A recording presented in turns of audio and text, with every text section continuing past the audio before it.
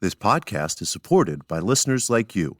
We're grateful for your tax-deductible donation at newthoughtphilly.org or the link in the episode description. A practical prayer is a prayer that works. These discussions between Reverend Bill Marchioni and Carol Lawrence dive into the details of how it works and how to work it. Reverend Bill is a New Thought minister and the author of Practical Prayer for Real Results. Your new life begins with a new thought.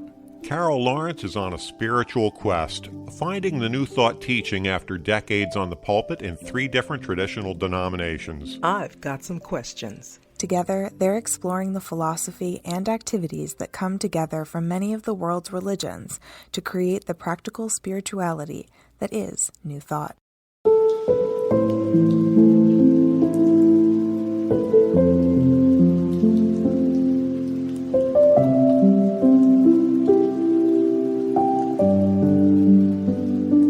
Welcome to the Practical Prayer Podcast. I'm Carol Lawrence. And I'm Reverend Bill Marchioni. And today we are going to talk about what you can pray for. Okay. So there's a lot of thought that you only can pray for things that are going to be important to God. There's some things that are off limits, and there are other things that are reasonable. And my notion is that because there is one infinite power that creates everything, then it has created everything, and it will create everything that will ever exist. And if there's a desire that any of us have in our lives, it's going to be created by that same power. So nothing's off limits. We can pray for anything. There's nothing that is too big for God to handle, and there's nothing that's too insignificant for God to refuse to pay attention to it. I agree with that 100%. Now, in a practical standpoint, what we want to do is we want to make sure that our prayers are positive. And it's not because we want to be happy, clappy, and all uplifting and don't want to risk having any negativity. It's just that the answer to our prayer is going to be yes. So if I'm praying for something that I don't want, the answer will be yes. In fact, in a lot of cases, worry fulfills all of the specifications and requirements of an effective prayer. Worry is when we're taking an idea and we hold it in our mind and we focus on that idea. Unfortunately, it's something that we don't want. It's something that we're fearful of, but we put that same level of energy and intention into it. And what happens is what we're worried about comes about because the creative law is saying yes. So we want to be positive because we're going to be getting a yes for whatever it is we want to be created. First of all, that's amazing because I was working on just that thought this week and talking about it on Tuesday. And when I edited the video I was working on, I found some little glitches in my own thoughts or on some of the words that I was saying. So can we go back to when you said you can pray for anything that you want, but don't pray for what you don't want? Now, in a practical sense, nobody really prays for what they don't want. But because I think I understand where you're coming from, and from a New Thought perspective, what you think about intensely is pretty much a prayer. Yeah, what you think about, you bring about. Yeah. So, and like I said, the difference between praying and worrying is, what the focus of it is, and whether we're consciously aware that we're activating that creative law. In a practical prayer, we're doing it very much consciously and intentionally, and in worrying, it's just an automatic knee-jerk reaction that we learned from grandma. Yeah. I think the little piece in there is that the creative law is working on the intensity of what we're thinking. And when we think about prayer, at least from a traditional perspective, when you think about prayer, it's what you're saying and what you want. Because you think you're saying what you want, but we don't think of worry as having a place or doing anything. It's just kind of a state, but you're saying that's not correct. That's affecting the prayer itself. That is the prayer. That is the prayer. And you said that we don't pray for what we don't want. This is an area where the words are really important.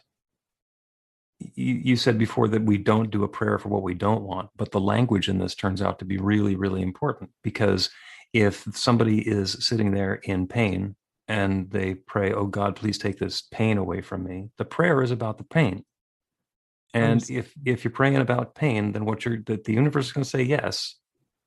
It doesn't know not. It says pain, gotcha. And you wind up with the pain. So what we need to do is be very clear in the invitation that we're setting. And instead of pain, what do I want to be feeling instead? Okay. I want to be feeling comfort. I want to be feeling active. I want to be feeling at ease. I want to be feeling peace of mind. And the law says yes. That's a new thought. And when you listen, that is so, it's so relevant to every single thing. When you bring it into the prayer space, now it really gets intense. But if what you say is what the universe hears, what God hears. Yeah, we have to be very specific and very clear. Yes. And a lot of times what happens is our life and our world works in a negative feedback loop. And that's good. That's the way things work. If it gets too loud, I want to get away from it being too loud. And if it gets too quiet, then I want to get into an area where I can hear better. If it's too dark, I want to get away from the darkness. But the important part to remember is that it's not about the darkness. What do I want instead? As I get into a negative feedback cycle where I'm seeing something in the world that I don't want, instead of focusing on what I don't want and continuing to head towards the guardrail, that's an invitation for me to steer in the opposite direction and back onto the road. In a way, that's saying that I have to be, for the lack of a better term, in control of my thoughts enough that I'm not focusing on the present circumstances. I'm not in the present circumstances, but that I'm looking beyond or to what I really want the present circumstances to be. Exactly. And the first step in controlling our thoughts is being aware of our thoughts, to listen to the language that we're using and see how we're engaging with the world. And we know people, we'll talk about other people rather than us, where it seems like they complain about everything. And they're finding that there's a problem with this and a problem with that. And they're troubleshooters or maybe they're just gossips. But, you can go around life finding where the problems are, and that's okay. But if all you talk about is the problems, guess what you're going to get more of? The problems. Yeah I see that. And so the question is, do you want more problems? Not me. Okay, well then don't do that. Do something different. I'm not doing that.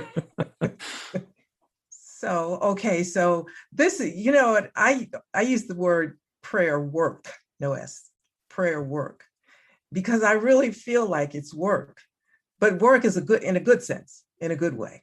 Oh yeah. Yeah. And it's not work in the sense that we have to struggle or toil with it. It's work in that we need to be attentive to it. Well, in the beginning, you got to toil a little bit. If you're changing your perspective, it's not that simple. Absolutely. Completely agree with that. It is not simple. Actually, it's simple. It's just not easy, because we have spent a lifetime getting ourselves to the situation that we're in now. Yes. And so that's a ship with a certain amount of inertia that may take some time to turn around. Are we willing to put in the work? Are we willing to turn the wheel and be persistent enough in saying it's coming around and make that change? As long as we are, then the change happens. But we don't have to struggle. Willingness is the important thing. One of the things I found helpful in your book, you talked about purpose. And when I was reading a lot over the years about affirmative prayer, it wasn't quite getting it. It was like little pieces weren't coming together.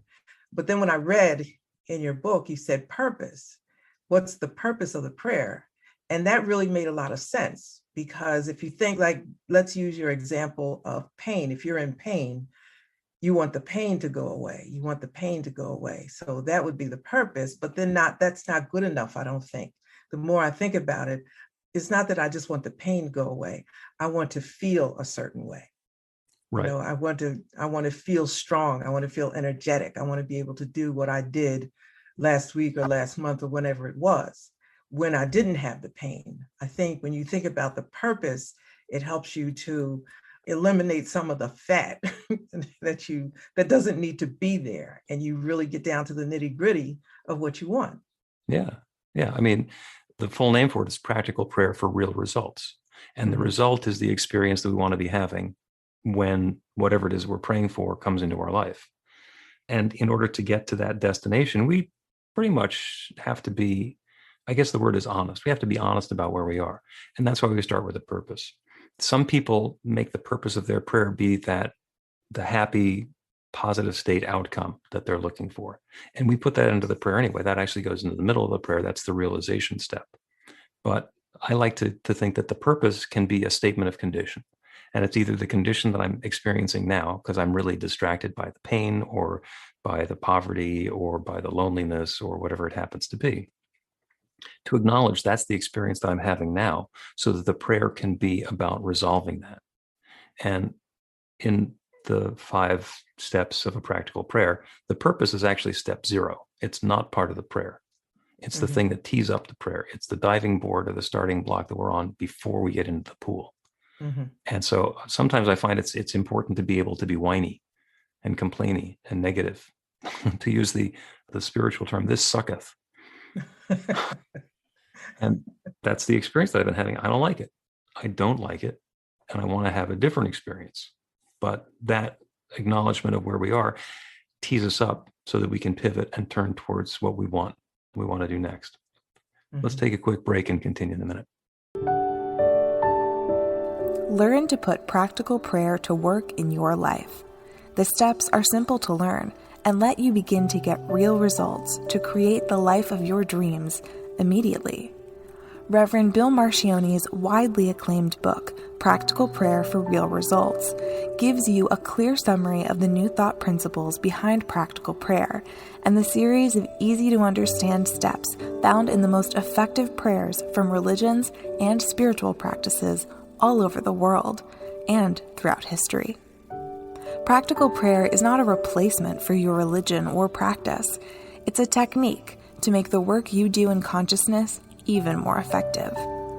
The book includes 40 prayers on various topics that you can adapt as needed and use as your own. Practical Prayer for Real Results is available in paperback, Kindle, and audiobook on Amazon or at b-the-light.com. That's b-the-light.com.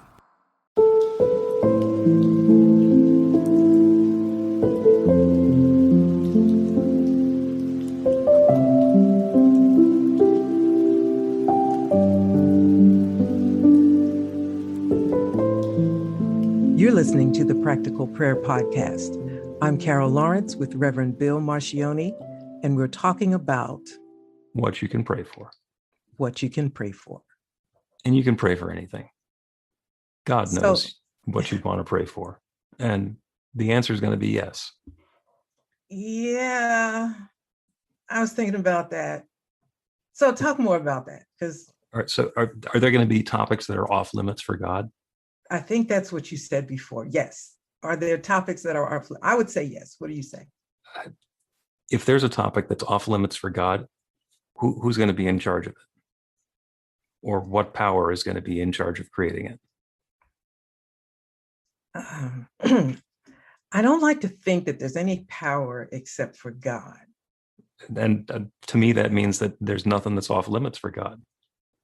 If God created everything, including all of the wonderful sunsets and grand canyons and galaxies and all the rest of the majesty and grandeur, God also created the cesspools. God also created the biological urges that make people do things that we put them in prison for. So none of that's off limits. If you start with where you are, whatever the experiences that you've been having, and you are setting an intention, an invitation to experience something different, that's a prayer. That's all okay. And there have been megalomaniacs and narcissists in history who have used the same process, this same creative power, to wreak havoc, to speak words that aren't true and get people to believe the words that aren't true by setting that intention of creating whatever manner of chaos they want to create. And even for Adolf Hitler, the answer was yes. It wasn't until I read your book and talked with you a lot that I understood exactly what you're saying. So there can be, I understand how that works with Hitler and others down through history, even up through recent history. I get it. I get it. What I'm not getting exactly, it has to be positive. People can have a purpose for a result that's positive for them, but negative for others. There is a boomerang effect in prayer, which is the things that we can't pray for. And it's not that we can't pray for them because we don't want to. Mm-hmm. If I am in if I'm in business and I have a competitor and I pray for my competitor to go bankrupt Mm-hmm. because I think that will make my business be more successful. If I want them to fail, then what am I putting my attention on? Their failure. Failure. Yeah. I'm identifying that failure is a very real possibility, and what they may fail, but I may fail first. And somewhere along the way, because I'm putting my energy and intention and focus on failure, I'm going to have some failure in my life, or I'm going to have some struggle in my life, or I'm going to have some negativity. The Nazis lost. And it didn't look very likely that they were going to lose in the middle of all of that stuff. But in hindsight, there was no way they could have won. Mm-hmm. The whole world rose up against them, even though they were so impassioned when they began. Was that a happy, uplifting, joyous experience? I don't think so. I don't think so. But all of the anger and hatred and negative energy that they brought to bear was matched and overwhelmed by the level of energy coming in, fighting to even the scales and for freedom. Mm-hmm. So instead of praying for my competitor to fail, I can turn my attention. What do I really want? Do I care whether they succeed or fail? Well, if I think that I'm in competition with them, and if they get the goodies, then I don't get the goodies, then I'm putting some limitations on the universe. I'm believing in lack and limitation, then I have to fight for the scraps. Mm-hmm. If instead my prayer is about me being successful and offering my products and having my organization set up in such a way that I'm successful, and I turn myself away from the competitors, then all manner of wonderful things happen. I can invent something new in the business that gives me a tremendous advantage because that's good for my customers. I don't have to pay any attention to the other companies that are doing that sort of thing. The whoever I'm thinking of as my competitor may get a great idea and go off in a different direction and leave me the entire market that I was in. So I don't even have a competitor anymore. And they're fabulously successful doing their new thing that I'm not interested in. That's just great. That's, it's great. It sounds idealistic in a way, but it's not. It's just a higher level of thinking, I think. And that's not the best term to use, but it's just a higher level of thinking. I have seen this same process unfold in so many different ways that it's comical. A story of a woman who was working in an office, and the boss was demeaning and nasty and confrontational and hard to work with, and everybody else in the office was very uncomfortable with the whole thing. It was a bad situation. And so the question was, can we pray for something bad to happen to my boss? And I said, no. Who cares what happens to your boss? What we do is we pray for a perfect, harmonious workplace. And she was like, well, how can that possibly happen? So how is none of your business? Mm-hmm. How is none of your business? You set the intention for the what, and God takes care of the how. So the intention was a peaceful, harmonious workplace with wonderful leadership and a fabulous job experience for her.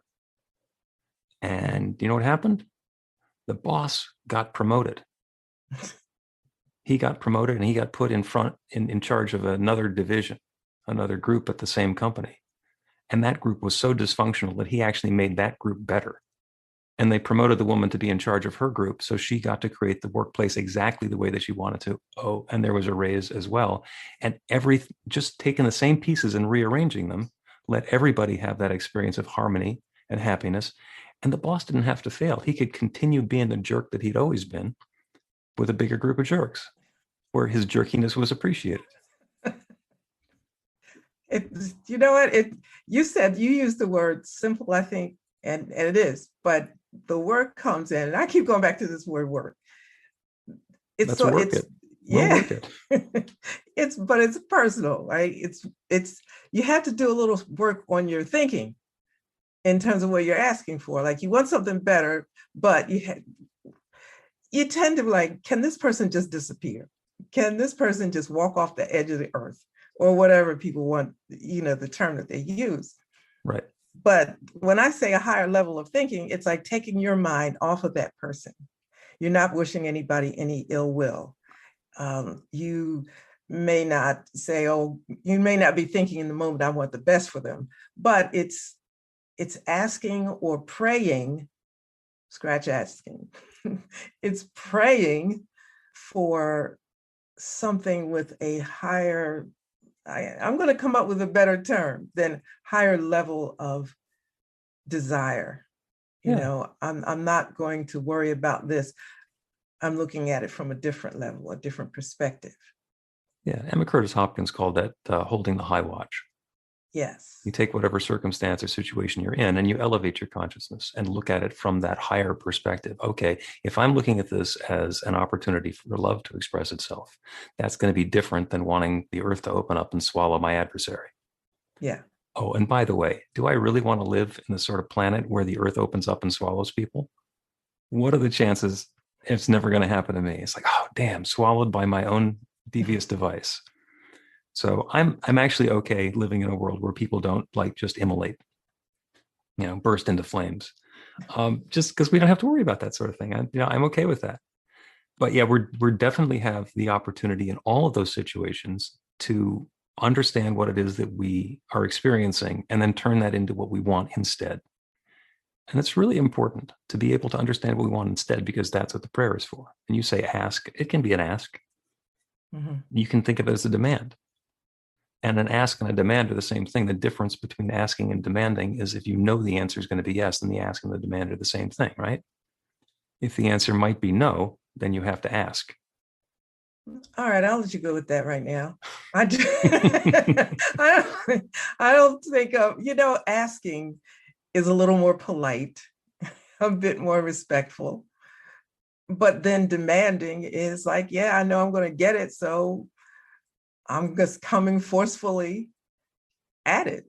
Yeah. When you go to the faucet in your kitchen and you turn it on, are you asking for water, or are you demanding water, or are you allowing the water to flow? I'd say allowing the water to flow. I've been demanding a bit because I'm turning the faucet. Okay. I'm not asking. Right, because there's really no question in your mind that the answer is going to be yes. Yes. Okay. So you can go with ask, and what will happen eventually is that you will hear a yes so often that you realize, okay, it's not really an ask. The prayer is as much a demand or an allow as it is an ask. But be where you are now and understand that this all is happening in your consciousness and in your awareness. And if you pretend like you shouldn't ask and you feel like asking, then you're going to be trying to tap dance around what you believe. If you believe that you need to ask, then ask. So with that said, then there's a point that you come to where you're not asking anymore. You'll just say it. Yeah. When we are living in the awareness that we are partners in a creative process, we are co-creators of our experience. It's us and this infinite creative power. And once we own our position in that, then there's a different place of clarity that we come to. Mm-hmm. It's coming clearer when you say it that way. I will suggest a couple of things that actually there's one thing that you can't pray for, and there's a few things you probably don't want to pray for, even though they sound pious and holy. So you can't pray to be more spiritual, because you are already 100% spirit. Yes. That's like a raindrop praying to be water. That's like completely unnecessary. Yes. It's redundant. People sometimes want to pray to learn forgiveness or pray to have patience. And those sound pious and uplifting, but they're not. If we pray to learn forgiveness, then the creative law in the universe will bring about every experience in the world of treachery and betrayal and negation so that we can forgive it. Yeah. Okay. Yeah. I don't want to go to that movie. Okay. Same thing with patience. If you pray to learn patience, then God will put you at the back of a very long line and you will not kill anybody. But why pray for that? When you find yourself in a situation where you're antsy, then you can certainly pray for the patience to experience this as it unfolds. Mm-hmm. Mm-hmm. I always understood why you shouldn't ask for patience, but it wasn't until reading this and understanding practical prayer as much as I do at this point. It tells you it's like with the bullet points, and these are the reasons why, and it's once you understand the why, it becomes easier, I think. Yeah. And bullet points are really helpful because, we can summarize all of those things that are sort of mysteriously hidden and fuzzy and say, nope, nope, nope, nope, nope, or yes, yes, yes, yes, yes, and delineate them. And those things are true not because they are on some cosmic scale true. Those are things that we've learned empirically from our experience. Oh, if you pray to learn forgiveness, this is what happens. If you pray for patience, this is what happens. Mm-hmm. When somebody is, having a financial challenge, if they pray about their poverty, you're going to get more poverty. So we learn by experience how to do things differently. Let's take a quick break and come back and do a prayer. Okay. Get inspiration in an instant. God calls are the gentle and uplifting moment of truth to help you remember that the bright light of God's love is shining right now as you. It's your God Call with Reverend Bill. Start your 2-week free trial today, and you'll get a phone call 4 times a week from Reverend Bill with an uplifting half-minute message filled with insight, wisdom, story, and fun. Let your light shine. You can answer the call to listen to it live or let it go to voicemail so you can hear it later. After the free trial, your subscription is just $5.95 a month. The details are at godcall.org. God calls are disruptive, intentionally. Whenever you write something, put on a gold star. They take you away from your routine to remind you about the truth of who you really are. They come at random times between 8:15 a.m. and 6 p.m., so you won't be expecting them. And somehow, the message is exactly what you need to hear at the time. Magic is loose in the world. It's a moment of motivation in the middle of your day. Find out more and start your 2-week free trial now at godcall.org.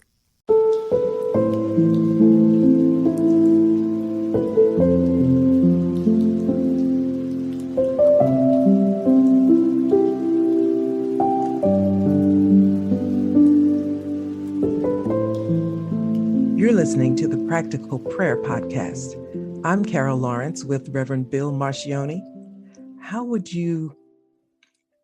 we do a practical prayer for this turning out the way we want it to be? Okay, we can do that. And the first thing that we need to do is understand the way that we want it to be. And that'll be different for everybody who's listening to the prayer and the podcast. So, and that's kind of the purpose of the prayer. I will do a general prayer for things turning out the way that we want them to, and actually even better than the way we want them to. The universe is not at all limited to our level of belief. So we're going to include in the prayer that it's going to be even better than that. So the first thing is to bring into mind some specific area of your life that you want to have be better. And you can give voice to it. You certainly need to establish in your own mind. And then we'll take that into prayer. There's one power. There's one infinite intelligence. There's one divine source of everything. We call it God. We call it spirit. We call it nature. It's the Big Bang. It is that which existed before there was anything. It is that from which all energy, all substance, all intelligence, all power is flowing. In the beginning, there was darkness and void in God. And God said, let there be light, and there was light. That's the law responding. And there was light. In the beginning, there was the singularity, and it exploded. And that one is now expressing itself and sharing itself and revealing itself through every part of its creation. The stars and the galaxies, the planets, the people, the particles, all of it is that divine substance taking specific and particular form. That includes me. And that includes each one who is within the sound of my voice. And so I know that we are involved in this co-creative process. The mind with which we think is that same infinite mind that said, let there be. The infinite energy that is available to create everything is available to create this next new experience for each of us. And so I use that creative power. I invite that creative power to create this newness in our lives, bringing this new and desired experience more fully into our lives. And it's underway now. I am grateful for the wonderful way that it's showing up. I'm grateful for the good and more good and more good that it's bringing into the lives of each one here and into their relationships, into their families, into their households, into their neighborhoods, into their community, into their world, into our world. This good is unfolding for and through and in and as us. And it brings good and more good to each of us. And it's unfolding as quickly as we could possibly have imagined, and 10% more quickly. And it's unfolding as good as we could possibly imagine it, and 10% better. That infinite creative power that creates everything is creating this new experience, these new experiences. And it's underway now. It's already underway. That creative law is already activated. I'm grateful for it. I'm grateful for the good that's coming about. I'm grateful for the way that it's uplifting each of us and all of us. I'm grateful for the delightful stories that we have about how wonderful this is.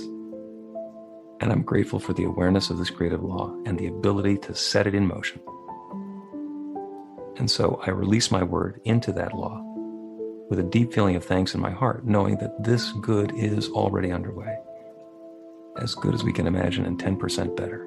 The law is saying yes. This word is being returned fulfilled. And I let it be. And so it is. Amen. And so it is. Can we talk about maybe in the future or next time and 10% better? Sure.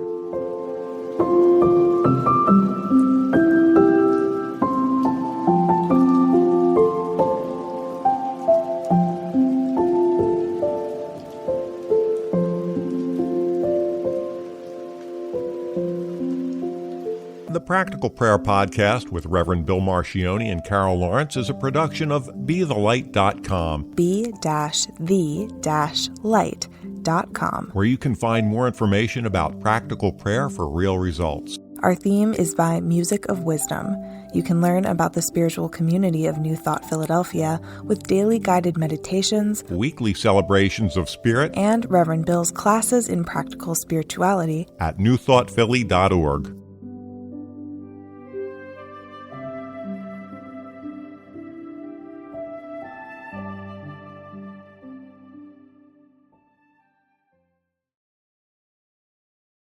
This podcast is supported by listeners like you.